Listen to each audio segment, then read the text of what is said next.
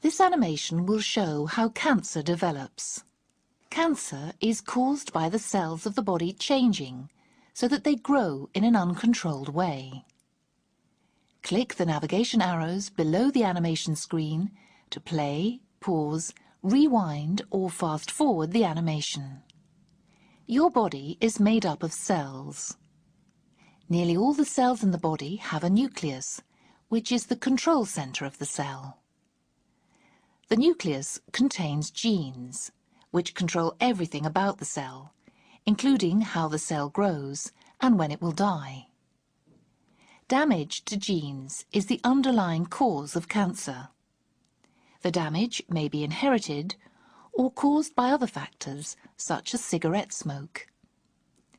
The cells of your body divide to make more cells, so that your organs and tissues can grow and repair themselves. The nucleus controls this division. In cancer, the cells divide in an uncontrolled way, and often more quickly than normal cells. In many cases, the cells form a lump called a tumour. Cancerous tumours can spread into surrounding normal tissue. Not all tumours are cancerous. Some do not infiltrate the surrounding tissues, nor do they spread to other parts of the body. These are known as benign tumours. Tumours that invade the surrounding tissue and spread to other parts of the body are known as malignant tumours or cancer. Cancer cells can invade blood and lymph vessels. These provide a route for spread to other parts of the body to form secondary cancers. This is called metastasis. Well, everybody hates to hear that C word, the cancer word. It certainly is a terrifying description. Nobody wants to ever hear it, Dr. Templeman, but I know that you believe that the mangosteen can really help in that direction, certainly with tumours. Well, in fact, what I wrote in the mangosteen, the X factor, was that it was an anti-tumor effect. And here again, we have to go back to the idea that we're working in petri dishes with cultures of human cancer cells. So, taking human cancer cells from breast, from lung, from liver, leukemia, which is of course a blood type of cancer, and I know that there is a research project going on right now with ovarian cancer. Using these cancer cultures, we have incubated them with the xanthones from the mangosteen, and in no instance has there ever been a failure. In other words, the mangosteen has either killed or it has inhibited the growth of all of the cancer cells to which it has been exposed. And in fact, in Taiwan, at the university that studies Chinese medicine and compares it to Occidental medicine, there was a comparison done with regard to stomach cancer, breast cancer, and primary liver cancer, and they compared one of the xanthones from the mangosteen, a substance called garcinone E, to 6 cancer chemotherapy drugs which are standardly used today, and it outperformed 5 of them. Now, that may not impress a lot of people because it's in a petri dish, but I'll tell you, it impressed me, and I think it impressed the cancer cells.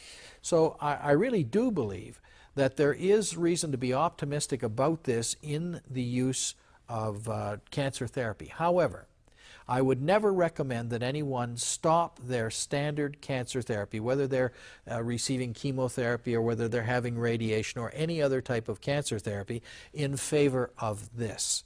I would suggest that it be added to it, and that when some outcome comes, who cares who got the credit? But I have seen remarkable things happen with regard to cancer when folks have used the mangosteen as well as everything else at their disposal. Doctor, I think you have everybody's attention now. Yeah, you mentioned that it was a scary word, the C word, the cancer word. I believe the reason why it's so scary is that you could ask any physician and find an oncologist, that's what they do for a living, and ask, what is the cure to cancer? There is none. And there is none. And I know oncologists do the best job they can with the drugs that they have, but there is still to this day no cure for cancer. And there is comparing the number of mortality, the mortality The rate. percentage mortality. Yeah, percentage mortality rate 30 years ago to 2004, it's about the same. We're talking about the 4 big killers. We're talking about colon cancer, lung cancer, prostate cancer, and breast cancer. And yet you look at something like an herb, what else can there be in nature that can help? And that's why I believe that even though these are done in a petri dish, these studies that Dr. Templeman mentioned have all come out in the past couple of years, published in peer-reviewed journals, and that there are anti-tumor properties to this. And there's still a lot of study to be done. There's a lot of promise in this fruit. You certainly have a lot of people's attention right. Hi, I'm Dr. Brian Womoski, and I'm the Medical Director Spokesperson for Trevo.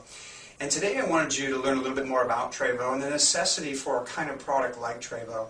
You see, today in our world, the amount of whole foods that we get out of our dietary sources is really diminished. If you go back a couple hundred years, it was natural for people to get whole foods, and whole foods mean they were grown out of the ground or they were harvested, from livestock. It wasn't processed, no chemicals put in it, synthetics, antibiotics, hormones, or pesticides. So it's very hard to get that if you look at, the kind of foods we have at big chain fast food restaurants, or what you see at, large wholesale distributor companies, and all the high fructose corn syrup.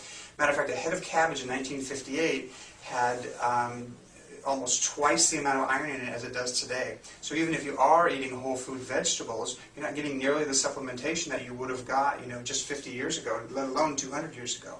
So a solution needs to happen for that. And Trevo has done a beautiful job of putting together a multivitamin with formulas from all around the world, including acacia berry, recommended daily allowances, B vitamins, all to keep your body healthy and well. You see, if you don't have your normal amounts of your recommended daily allowances of different vitamins and minerals, your body will wither, just like somebody with scurvy wouldn't have enough, vitamin C to offset the disease. And not only does Trevo keep you from disease, it doesn't just pop you up one level to recommended daily allowances, but above that, so you can reach more optimal care.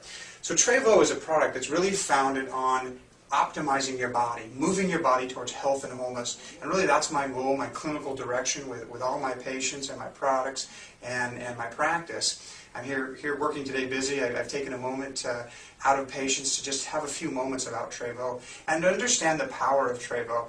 One of the things I think you really need to understand is when you take a product like this, you're giving yourself whole food nutrition. Okay, just like this apple pear.